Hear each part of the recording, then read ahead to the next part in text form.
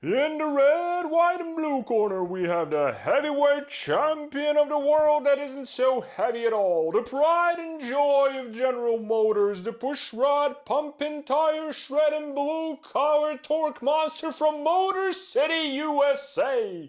It's the one, the only, the GMLS engine.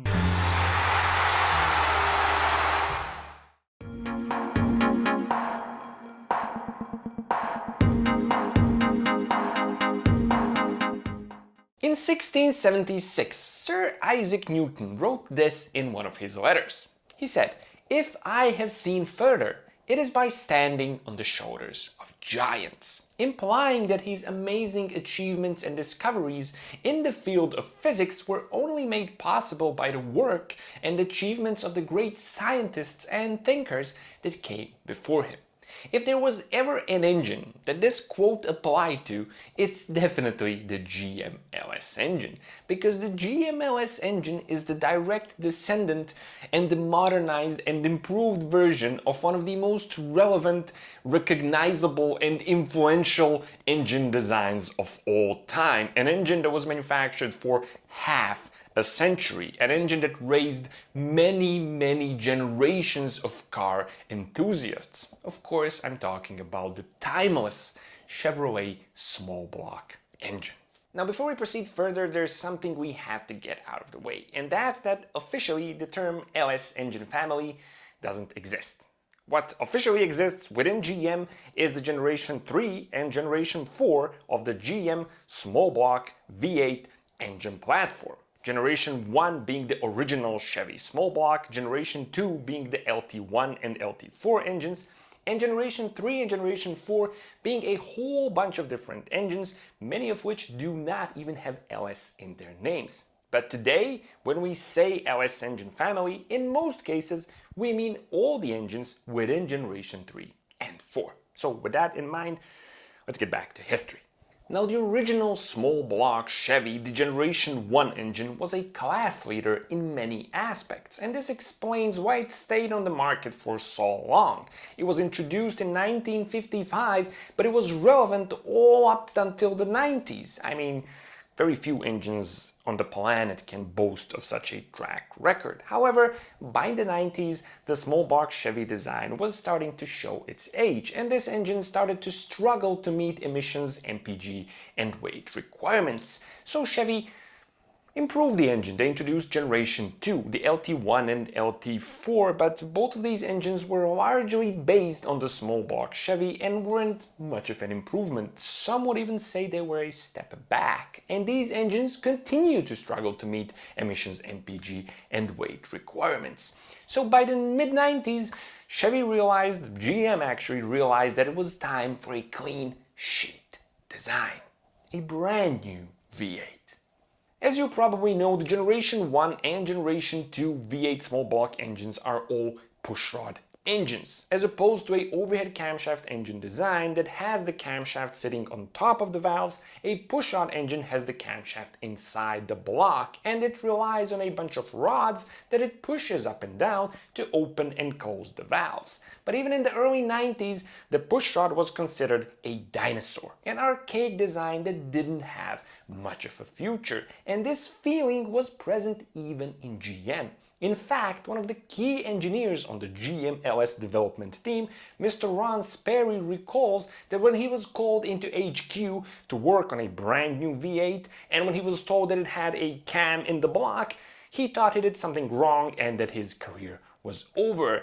Mr. Ron Sperry thought that because all the key engineers in GM in the 90s were saying V6 this and inline 4 that. And GM was also considering whether or not to jump onto the bandwagon, because most of the world's car manufacturers had already moved onto overhead camshaft designs or were phasing out their pushrod engines, but GM wasn't quite ready to give up their pushrod just yet. So to decide the future of their brand new V8, GM carried out some pretty sneaky blind testing on their own executives.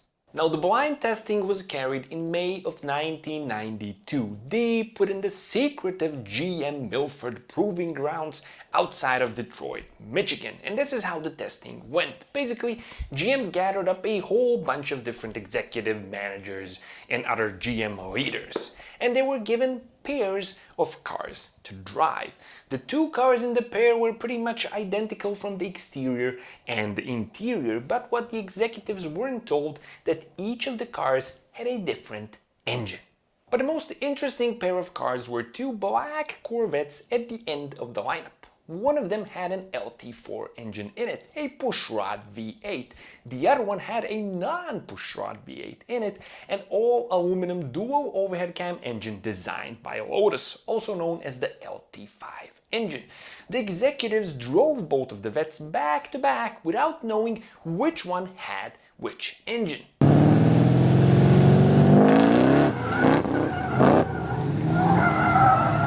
By the end of the day, after all the executives had driven both of the cars, pretty much all of them reached the same conclusion.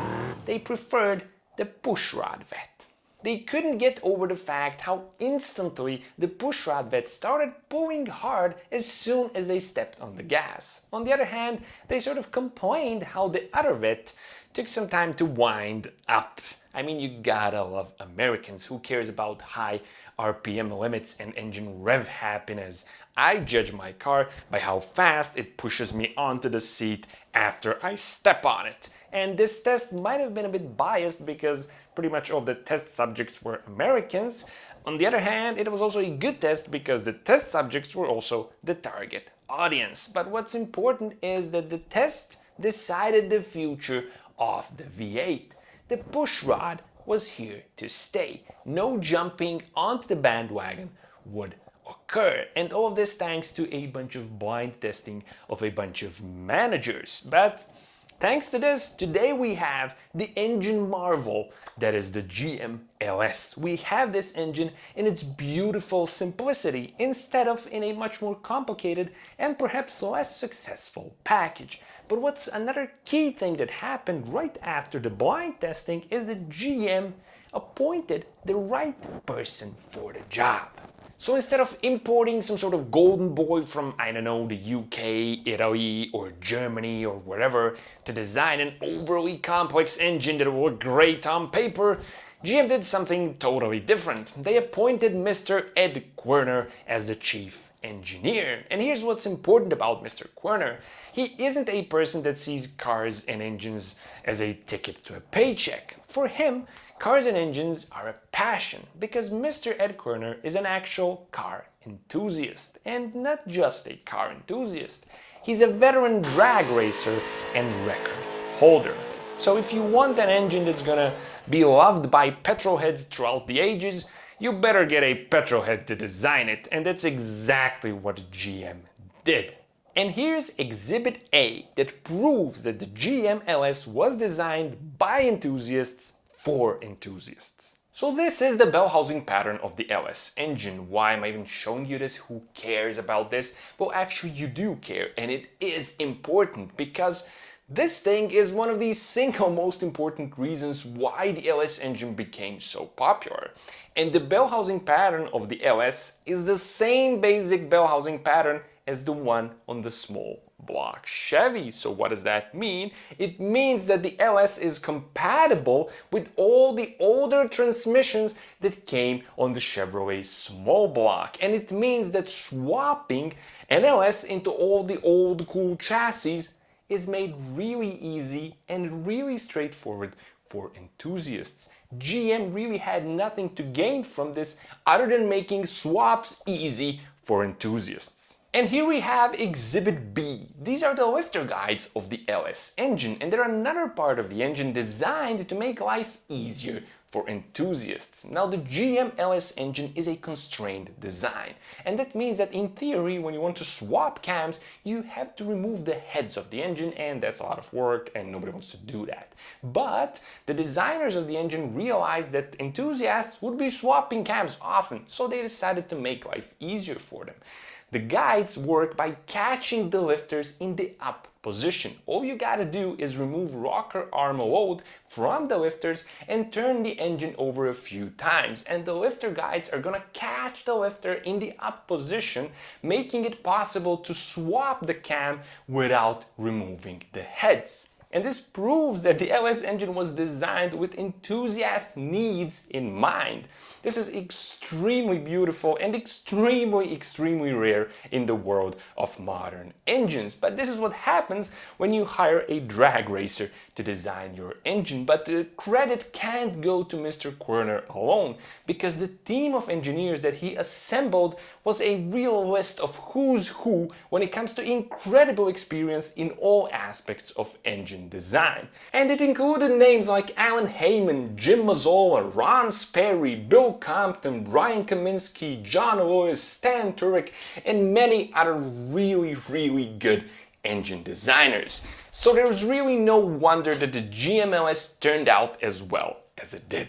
The LS engine premiered in the form of the LS1 in the engine bay of the C5 Corvette in 1997, and right after its launch it made a huge impact, because in the same year the LS won the Ward's Engine of the Year award. Ed Körner received the award on behalf of the entire design team, and he remembers that all of the designers, and himself included, couldn't believe that a brand new pushrod engine won the award. But even Ward couldn't ignore the beautiful simplicity and the genius design of the LS engine. In the following years, the LS family also spawned a bunch of different truck engines, such as the LR, the LM, the LY, LC, and LQ, some of which actually make very good starting points for different kinds of projects. Generation 4 appears in 2005, and it further perfected the amazing LS formula by improving the designs of the intake and the exhaust manifold and a bunch of other little things. It also introduced bigger bore sizes and brought new technologies to the table, such as displacement on demand and variable valve timing. 2006 saw the introduction of the Z06C6 Corvette, and along with it the 7-liter 505 horsepower LS7 behemoth engine. It was followed up shortly after by what is probably the most common choice for swaps today, the 6.2-liter LS3 engine. After that we have the horsepower monsters, the supercharged LS9 and LS8 engines. In 2014, the new generation C7 Corvette was released with a brand new LT1 engine, which signaled the unfortunate yet inevitable phasing out of the LS. However, the LS would survive for an additional 3 years in trucks and full-sized vans of GM, until it was finally over for the LS in 2017.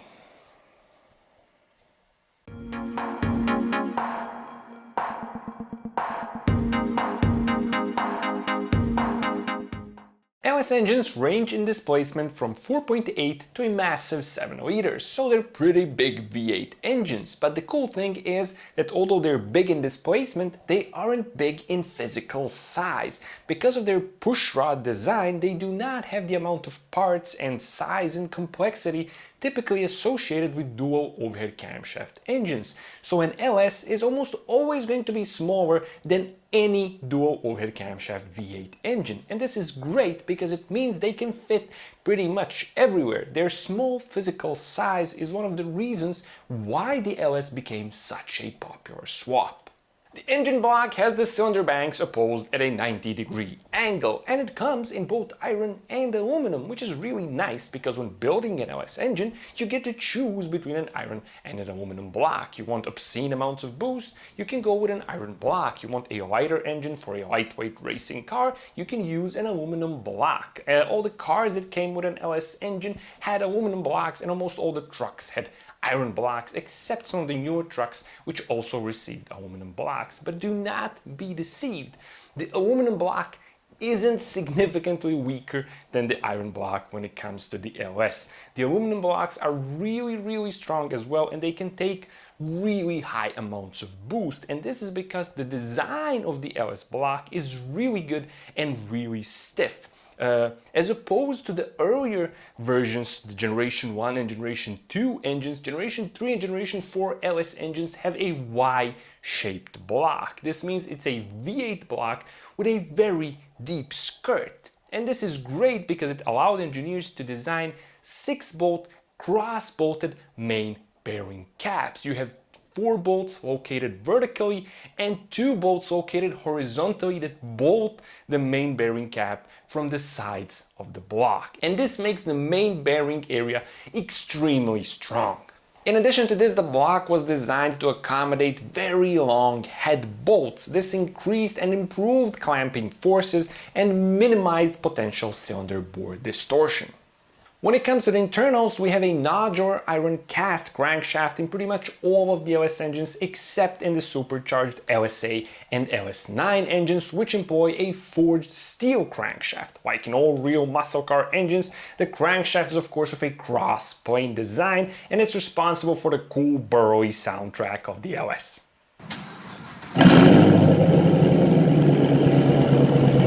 The connecting rods are forged powdered metal with fractured caps. The fractured caps are good because they prevent the rod cap from moving or slipping during high loads.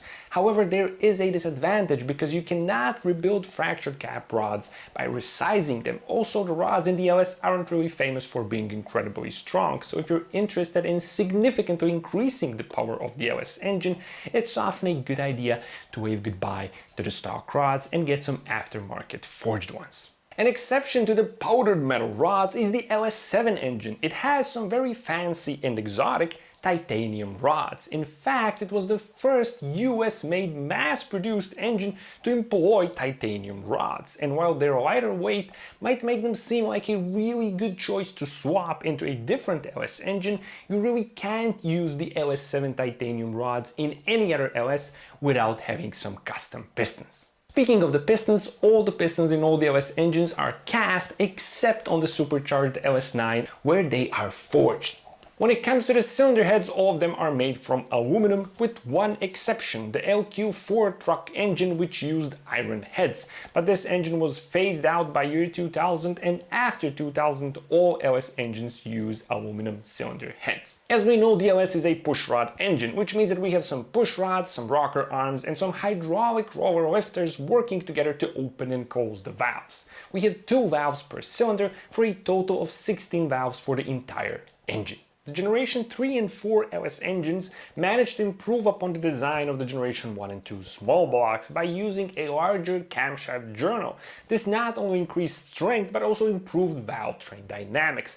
When it comes to the camshaft profiles and duration and lift, there's a very wide variety of different profiles across the different LS engines, and listing all of them here and talking about all of them would make this a 3-hour video, so we won't do that. But what I will tell you is that there's good news and you can swap camshafts between the different LS engines. For example, you can use the high lift, high duration cams from the LS7 and swap them into a different LS engine, but be warned, in many cases you will also need to swap the cam sensor as well as the timing gear to make things work. When it comes to the intake ports, we have different intake port shapes and design between different LS engines. And here you can see the intake ports as well as the engines in which they come in.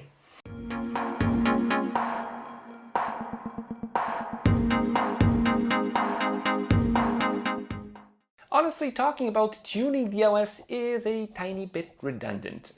You could sum up the whole tuning thing into one sentence. Whatever you want to do, you can do it.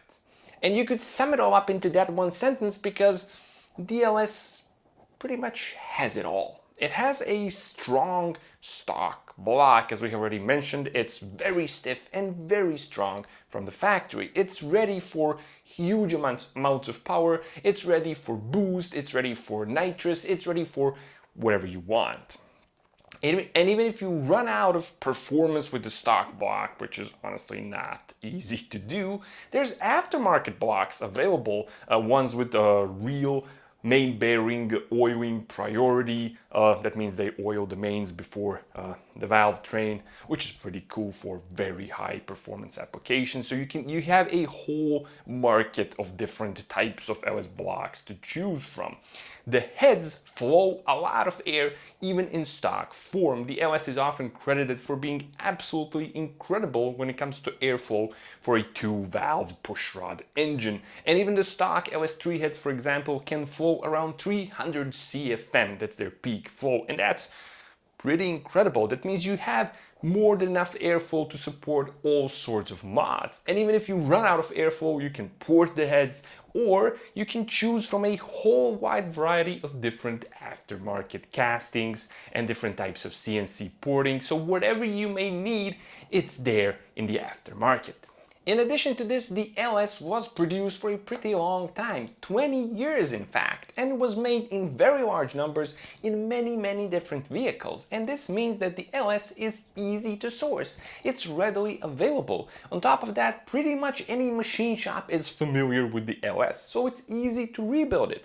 But let's say that you do not want to source it, you do not want to mess with rebuilds. There's a solution for that as well. GM offers ready-made, assembled to spec perfect crate engines from GM themselves, and you just gotta go there, pay, take the engine and install the engine, and you're done. No rebuilding or any of that mess. And when you look at the prices of these engines, honestly, they're pretty cheap. I know they might not look cheap at first glance, but if you were to compare this to prices of some flagship engines from, let's say, some European brands, you will see that in fact the LS crate engines are very affordable for the amount of power you get from them.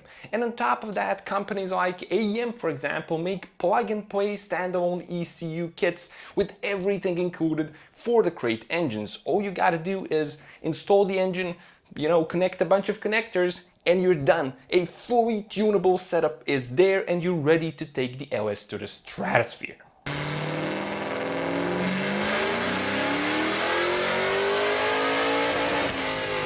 But the LS is also budget friendly. You can use the stock engines and mix and match camshafts and different parts to make a pretty affordable package that's still going to perform even in NA or boosted applications. So as I said, it really is all there. Everything is accessible, the aftermarket is amazing, the engine platform was developed well, the engineers did their homework, and this explains why this is such a popular engine, why it's such a popular swap. And people might frown and say, oh, just another LS swap, but let's face it, enthusiasts want the most bang for their buck. They want to have fun. Enthusiasts don't want to impress people in the comments section, and that's why many choose the LS. It really gives you a lot of bang for your buck.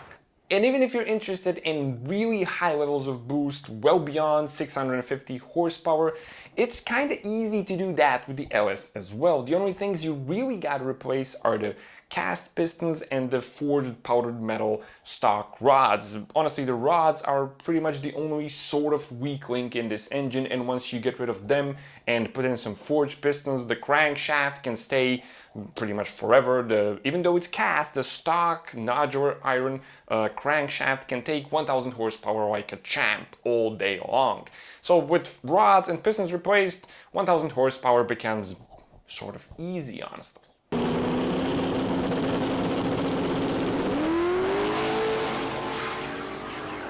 An interesting thing when it comes to camshafts and boost is that the stock cams on the LS3, for example, and on some other LS engines as well, are pretty well suited to boost. You do not need to change the stock cams until you start aiming for pretty high horsepower levels. That means intermediate and low boost levels are totally fine with the stock cams. On the other hand, when it comes to NA tuning, it all starts with the camshaft, and it's the usual NA tuning pathway when it comes to the LS. It's cams, intake, exhaust, and some remaps. And the good news is that the LS does respond pretty well to NA tuning as well, provided you use the right parts and the right tuning.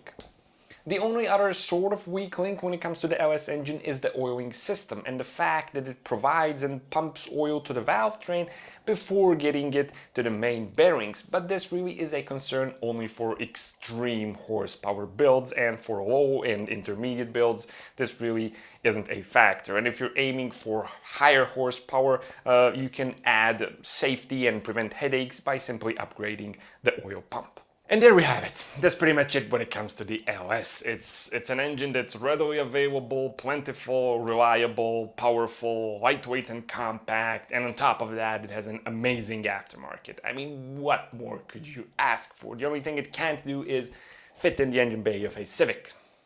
Okay, it can sort of do that too. So yeah, that's it when it comes to the LS. I hope you enjoyed this and found it useful, informative, and somewhat entertaining. And now it's time to end the video with what we always end iconic engines videos with, and that's some cringy rap. But this time it's not just cringy, it's the longest rap yet, and it's also full of American spirit. But it's also, I mean, I'm a dude with a Slavic accent living in Europe, rapping about an American pushrod V8. I honestly never expected things to get this bizarre, but they did, and I really don't care. Let's do it. I'm a pushrod V8 and some fools think I'm a dinosaur, but I can't even imagine the power I've got in store. I'm the result of the dedication of a golden generation, and my birth is an act of divine creation. When you come to the drag strip, I'm an unfair final boss. The game is rigged, and the finish line I'm always the first to cross.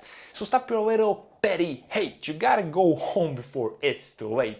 Put your fart candy kind of box and your tail between your legs. I wasn't even racing, you never beat me, so stop lying on the interwebs. My colors are red, white and blue, I leave imports in the dust. This is the land of the free, and in the V8 we trust.